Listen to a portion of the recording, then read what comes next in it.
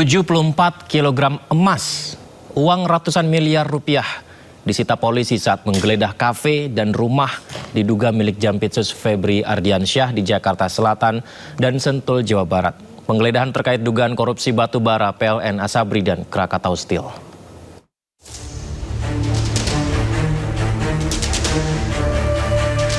Polisi menggeledah sebuah rumah di kawasan Sentul, Bogor, Jawa Barat.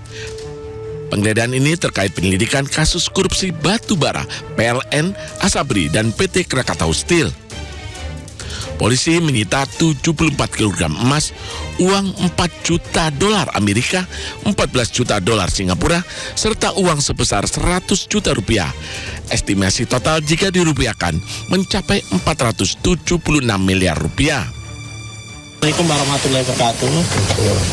Rekan-rekan media, terima kasih. Saya akan sampaikan update berkaitan hasil penggeledahan rumah di Parahyangan, Blok 2 nomor 2, Bogor. Ditemukan brankas terkunci setelah dibuka berisi 7 koper.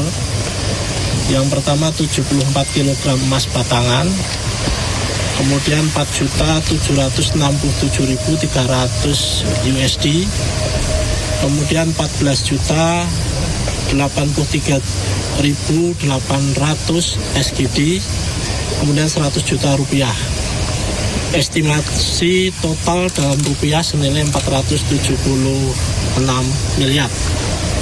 Kemudian kita juga telah melakukan penyitaan beberapa dokumen-dokumen termasuk handphone, kemudian beberapa foto keluarga yang diduga pemilik rumah dan pemilik barang dalam brankas. Selanjutnya barang bukti akan kita lakukan penyitaan. Saya kira itu. Terima kasih. Ini sebenarnya rumah siapa, Pak? Itu masih dalam proses pendalaman oleh penyidik. Tapi apakah sudah ada yang ditangkap? Sampai saat ini masih pada proses untuk penggeledahan, kemudian beberapa pembuktian. Waktu itu belum ada yang ditangkap, Pak? Belum, masih nunggu. Terkait penggeledahan ini terkait kasusnya, Tadi sudah dijelaskan, nanti secara detail akan kita sampaikan setelah seluruhnya proses penyidikan dilakukan. Ini selanjutnya ini penggeledahan yang dimana lagi, Pak? Tentu teknis ya. Saya kira itu. Terima kasih. Hasil temuan ini berasal dari brankas yang berada di balik dinding. Sebelumnya, penyidik Kortas Tipikor Mabes Polri juga menggeledah sebuah restoran The Clan dan Money Changer di Cipete, Jakarta Selatan. Penggeledahan ini terkait kasus korupsi batu bara PLN, Asabri, dan Krakatau Steel. Dari dalam restoran The Clan, penyidik menyita uang pecahan dolar Amerika Serikat dan Singapura senilai 60 miliar rupiah. Sementara dari tempat penukaran uang atau money changer, penyidik Kortas Tipikor Mabes Polri menyita uang senilai 7,2 miliar rupiah. Bersama 3 orang saksi, tumpukan uang tersebut kemudian dibawa penyidik ke Polda Metro Jaya sebagai alat bukti. Penyidik membawa 7 koper, 2 box kontainer, dan 1 kardus yang berisi uang dan dokumen. Tim Liputan iNews melaporkan. Dan kami rinci lagi pemirsa tentang barang bukti sejumlah uang yang digeledah Bareskrim Polri. Ya, yang pertama, Polri menggeledah Cafe The Clan Signature di Cipete ya. Jadi ditemukan 3.130.000 dolar Singapura, setara kurang lebih 37,71 miliar rupiah. Kemudian uang sebesar 889.965 US dollar. Setara kurang lebih 16,09 miliar rupiah. Ditambah lagi ditemukan juga uang rupiah senilai 259,16 juta rupiah. Ini di kafe ya, di mana total semuanya diperkirakan mencapai kurang lebih 67 miliar rupiah. Kemudian penggeledahan berpindah ke rumah di Sentul City. Anda bayangkan, ada emas 74 kilogram. Setara kurang lebih 205,69 miliar rupiah. Wow. Dolar Singapura juga ada 14.083.400 dolar Singapura. Itu kurang lebih 169,64 miliar rupiah. Kemudian dolar juga ada. Tak tanggung-tanggung, 4.767.300 dolar Amerika. Totalnya 86,20 miliar rupiah kurang lebih ya. Belum lagi kalau nilai dolar sekarang kan sudah 18.000 kalau tidak salah. Konversinya mungkin akan berubah lagi. Ada uang rupiah juga yang ditemukan senilai 100 juta rupiah. Jadi totalnya penggeledahan di rumah Sentul City jumlahnya kurang lebih 476 miliar rupiah.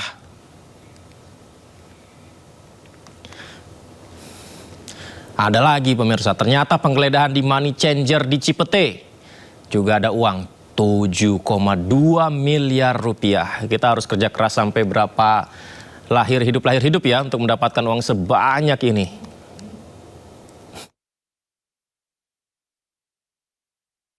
Banyak sekali uangnya ya. Dan sementara itu kemarin malam Rumah Jaksa Agung Muda Bidang Tindak Pidana Khusus Jampitsus Febri Adriansyah di Keramat Pela Kebayoran Baru Jakarta Selatan dijaga ketat aparat TNI. Ya pemirsa, seperti inilah suasananya. Informasi yang kami terima, sedikitnya 20 anggota TNI berjaga di sekitar rumah dinas Jampitsus. Beberapa aparat TNI duduk di taman, di depan rumah. Ada juga yang mengitari sekitar lokasi. Ada mobil-mobil plat dinas TNI juga terlihat di sana. Tapi tidak terlihat aparat kepolisian berada di sekitar lokasi. Penjagaan rumah Jampitsus oleh TNI dilakukan setelah penggeledahan di restoran The Clan dan Point Money Changer oleh tim kepolisian. Meski demikian, Kapuspen TNI menyatakan penjagaan tentara di rumah Jampitsus Febri Adriansyah tidak berkaitan dengan isu yang sedang berkembang. Tidak berkaitan loh ya pemirsa. Nah, Mabes TNI buka suara terkait penjagaan di rumah Jampitsus Febri Adriansyah. Jadi menurut Kapuspen TNI Brigjen Muhammad Nas, pengamanan dilakukan atas permintaan kejaksaan dan sesuai dengan aturan ketentuan yang berlaku tentang perlindungan jaksa. Tidak hanya itu, Kapuspen TNI juga menyebut bahwa pengamanan tidak berkaitan dengan isu saat ini dan penggeledahan di sejumlah lokasi merupakan wewenang Polri.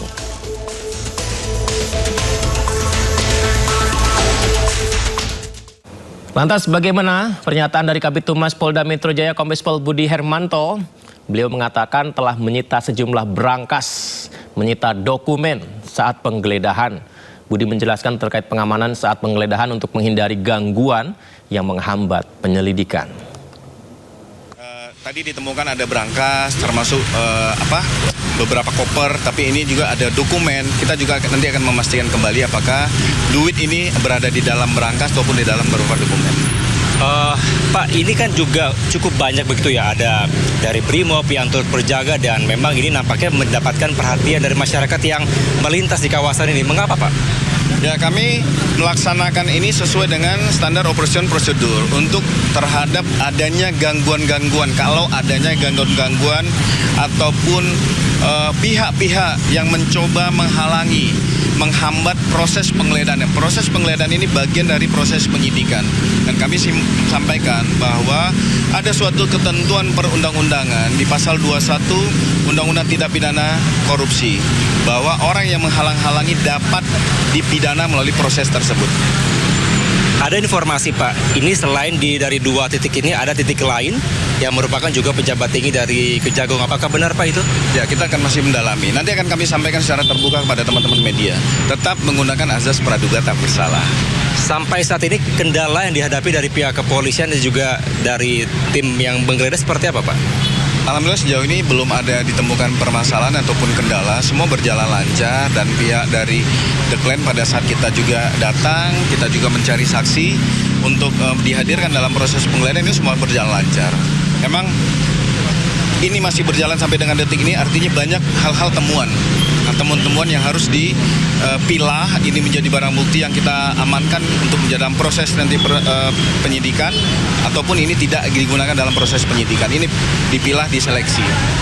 Pak Kabit, ini terkait dengan ada 3 objek perkara. Apakah ada update terkini kira-kira dari barang bukti ini mengarah kepada salah satu objek perkara tertentu atau seperti apa Pak update-nya? Nanti akan kita lakukan analisa dari penggabungan dari beberapa TKP yang dilakukan penggeledahan, hasil temuan pada saat penggeledahan ini juga harus dikonstruksikan sesuai dengan perkara yang mana, objek perkara yang mana. Nanti akan kami update pada teman-teman sekalian. Pengamanan Polda Metro Jaya diperketat pasca penggeledahan di 2 lokasi, maksud kami ya di beberapa lokasi terkait penanganan 3 kasus korupsi. Penjagaan ketat dimulai dari pintu masuk hingga gedung Direktorat Reserse Kriminal Khusus Polda Metro Jaya. Ya, penjagaan markas Polda Metro Jaya Kamis pagi ini diperketat. Sejumlah personel BRIMOB ditempatkan di beberapa titik dimulai dari pintu masuk hingga ke gedung Ditreskrimsus, di mana patroli keliling juga dilakukan. Penjagaan diperketat pasca penyidik Kortas Tipikor Polri dan penyidik Ditreskrimsus Polda Metro Jaya menggeledah 12 lokasi. Ada 12 lokasi digeledah dalam sejumlah kasus dugaan korupsi. 3 kasus korupsi tersebut antara lain pengadaan batu bara yang memicu pemadaman listrik, korupsi PT Asabri, dan penyelesaian hutang PT CBS kepada anak perusahaan Krakatau Steel. Saat penggeledahan, penyidik menyita 74 kg emas dan uang tunai mencapai 476 miliar rupiah.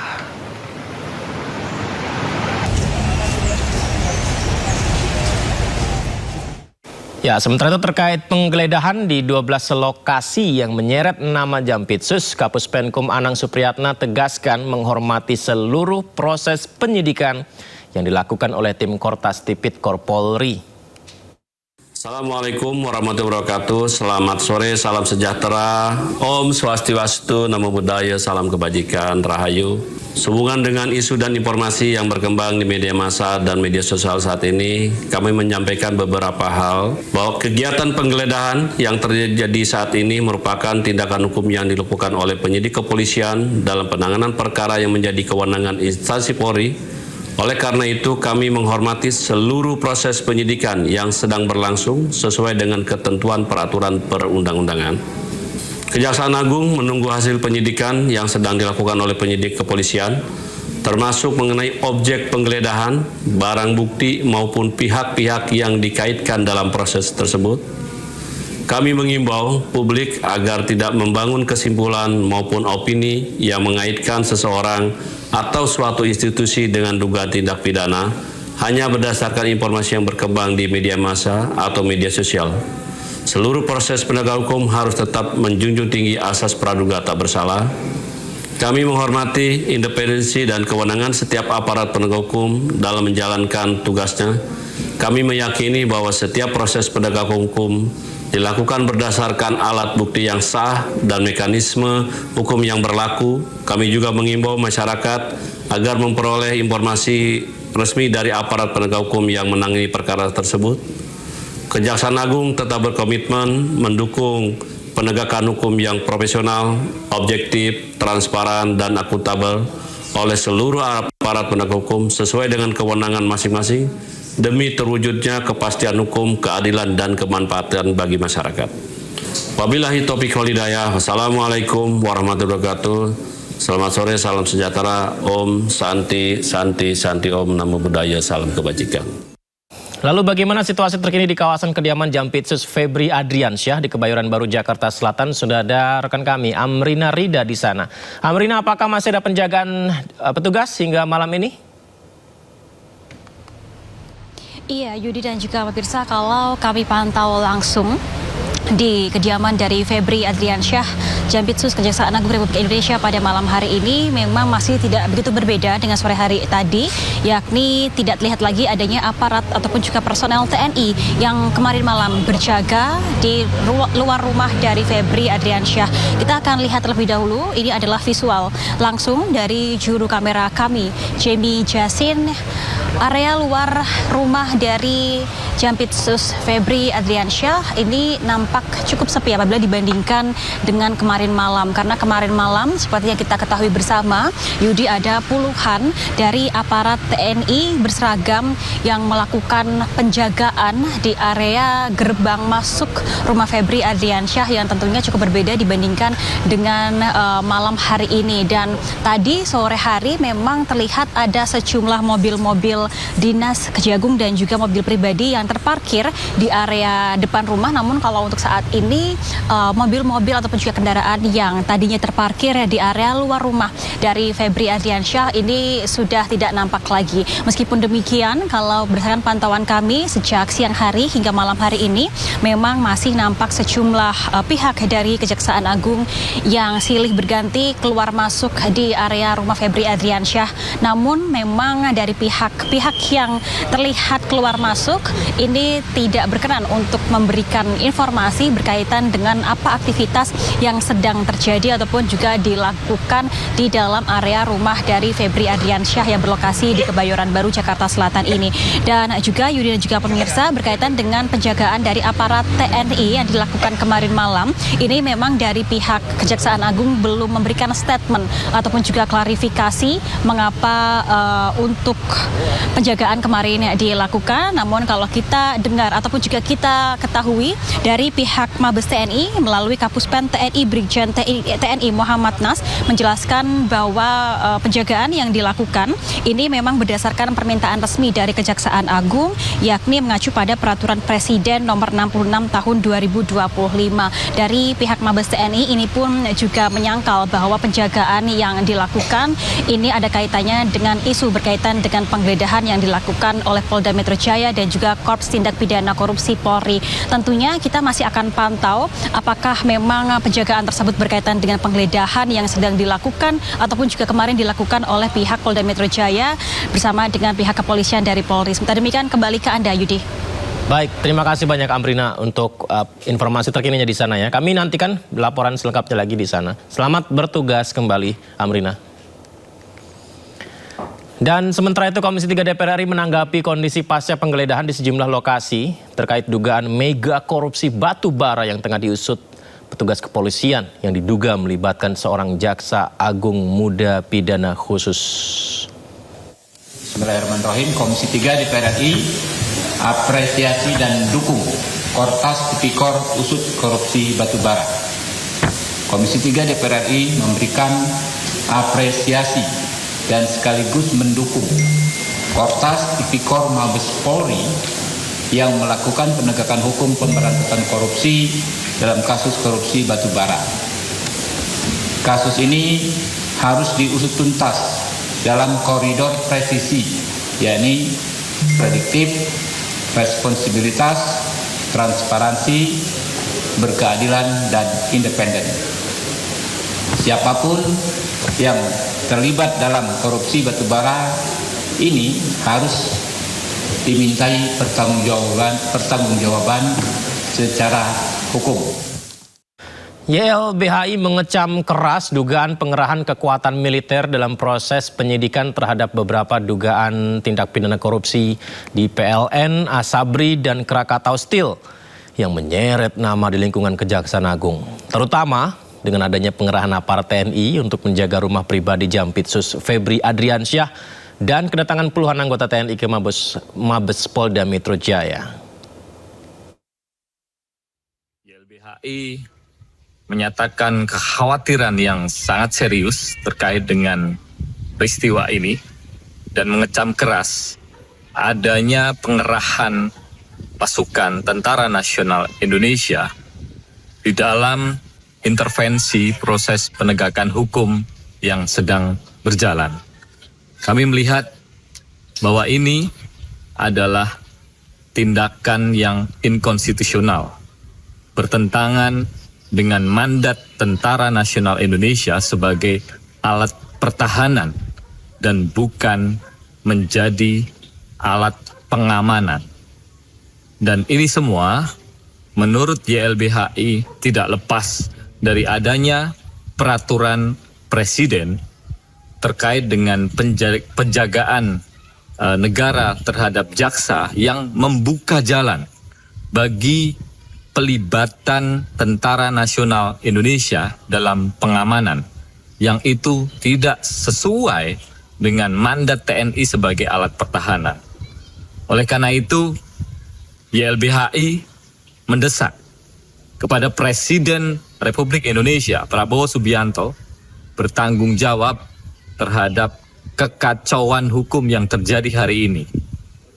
Sekali lagi, Tentara Nasional Indonesia semestinya tidak dilibatkan dalam urusan keamanan, apalagi dalam program-program pemerintah yang itu membuka jalan pada kembalinya duifungsi ABRI, bahkan hari ini adalah multifungsi ABRI. Baik pemirsa, semoga semua terungkap dengan baik ya. Dan kita ke informasi lain, ini ada informasi terkini juga yang mengagetkan di mana kaca kantor BGN, Badan Gizi Nasional, ditemukan pecah di Kebon Sirih, Menteng, Jakarta Pusat hari ini. Akibatnya aparat kepolisian langsung mendatangi lokasi.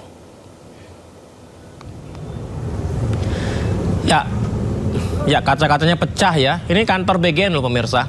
Jadi di Menteng ya, tepatnya di Jalan Kebon Sirih.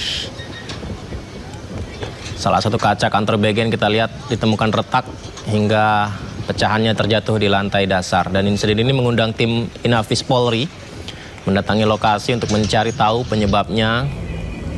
Dan tengah dilakukan olah TKP hingga sekarang di area kantor BGN. Tapi polisi membantah adanya penembakan atau adanya teror yang mengakibatkan pecahnya kaca kantor BGN. Polisi menyebut kaca itu pecah akibat cuaca panas.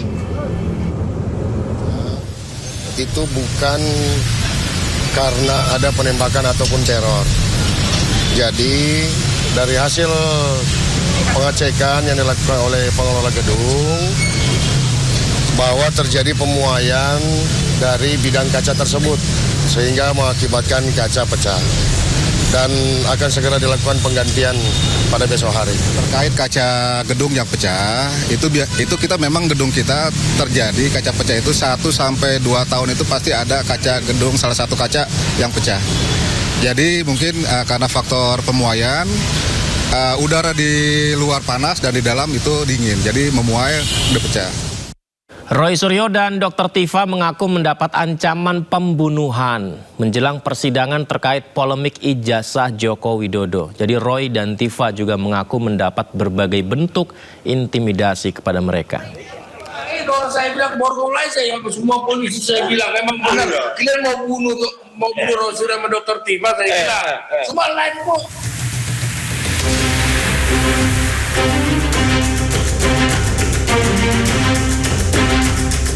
Dalam sebuah podcast atau siaran yang diunggah tim kuasa hukumnya Refli Harun, Roy Suryo mengungkap ada ancaman pembunuhan terhadap dirinya dan Dr. Tifa. Ancaman pembunuhan diungkap Roy Suryo terjadi di luar rumah sakit usai dirinya menjalani pemeriksaan kesehatan pasca penangkapan. Menurut Roy dan Tifa, ancaman yang muncul tidak membuat mereka gentar karena seluruh aktivitas terdokumentasi melalui siaran langsung. Roy dan Tifa juga menilai ancaman dan intimidasi menunjukkan ada pihak-pihak yang khawatir menghadapi proses pembuktian di pengadilan. Akan sidang itu, sidang kita betul. Kalau kami kan siap, bismillah, kita siap, udah persiapkan segala macam ilmu hukumnya kita siap dengan melawyer kita. Kemudian kita juga sudah rapat, kita sudah simulasi. Jadi kita siap. Yang nggak siap itu bikin kayak gini nih, bikin teror, bikin intimidasi, segala macam cara mereka lakukan. Yang mereka katakan itu padahal kita bukan aib, itu kan sesuatu yang biasa aja. Itu kan yang terjadi, itu biasa. Siapa orang punya kan? Ada tuh yang teriak-teriak di luar rumah sakit.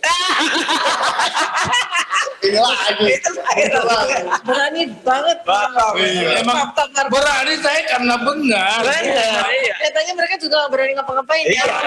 Orang saya bilang borgolai saya semua polisi saya bilang memang benar. Kalian mau mau bunuh Roy Suryo sama Dr. Tifa saya bilang. Semua live kok. Iya. Enggak bisa. Karena kami live salah satunya live. Jadi ini udah tahu mau dipaksakan ini. Itu aja. Dr. Tifa akan menjalani sidang kedua yang beragendakan pembacaan keberatan atau eksepsi pada Kamis 9 Juli. Sementara Roy Suryo akan menjalani sidang pra-peradilan keduanya terkait status tersangka pada Jumat 10 Juli. Pada pra-peradilan pertama terkait penangkapan, penggeledahan, dan penahanan, Majelis Hakim memenangkan Roy Suryo. Dari Jakarta, Tim Liputan iNews melaporkan. Sidang lanjutan kasus ijazah Joko Widodo kembali digelar di Pengadilan Negeri Jakarta Timur. Sidang beragendakan pembacaan keberatan atau eksepsi dari kubu Dr. Tifa. Ya, sidang dimulai sekitar pukul 9 waktu Indonesia Barat. Sidang beragendakan penyampaian keberatan atau eksepsi dari pihak kuasa hukum terdakwa Dr. Tifa terkait kasus dugaan fitnah dan pencemaran nama baik atas ijazah Joko Widodo.